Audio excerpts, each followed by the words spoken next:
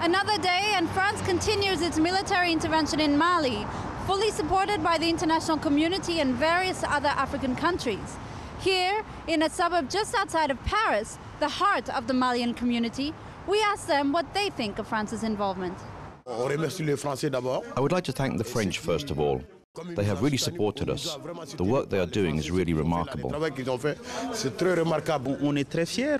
very proud. We are very happy because I have heard certain opinions opposing the intervention, which are not many. For those who question the motive behind France's intervention in Mali, I invite them to come to our country and see what is really happening in the north of Mali and to see how the people are really suffering. Some were amputated, others were decapitated, justified by this so-called Sharia law, which was never advocated in Islam.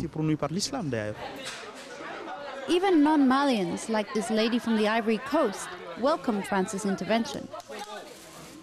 Everyone is speaking about Mali at the moment. Whether it's the Ivory Coast or Mali, it's the same thing for me. We all say a big thank you to France, because we know how we could not have done without them. According to official figures, there are over 80,000 Malians living in France. And here in Montreuil, a suburb just east of Paris, residence Bara is the epicenter of their community. This residence, established in the 1970s, was set up to regroup the Malian community in one area with the lure of cheaper accommodation and board. And many of those residents interviewed are keen to debunk myths about religion in Mali. Mali has been secular for so many years. Before Islam, Malians lived well. Before Christianity, Malians lived well. We're a secular country, and everyone should do as they please. Whether you are Christian or Jewish, the terrorists don't like you. In this case, all they want is to impose Sharia law. I'm a Muslim. I am of the Muslim faith, but I am moderate. They have to get out of Mali so that we can live in peace and serenity, because they are armed bandits. It has nothing to do with Islam. They are armed gangsters. Ousmane Diallo here says Mali has fallen so easily to jihadist forces who have entered from neighboring countries. This issue of the jihadist forces, it doesn't come only from Mali. It's a problem of West Africa. The terrorists are often coming quite specifically from Mauritania and Algeria.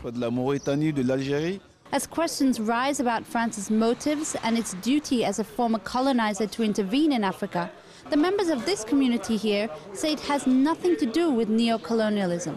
There are those who engage discussion about the French colonization of Africa. No, we cannot be taken for fools today. There is work that needs to be done. France has undertaken this work. They are accompanying us to better equip us against eventual attacks, and then afterwards in order to train our armies to be stronger against such attacks. As French troops get entrenched in a war that for the moment has no endpoint, here on the streets of Paris it's hard to find even one Malian who is against the intervention. They hail French President François Hollande's decision and say that it is a step forward towards securing their democracy and ridding the country of jihadist forces. This is Deepti Namsivaim for JN1 in Paris.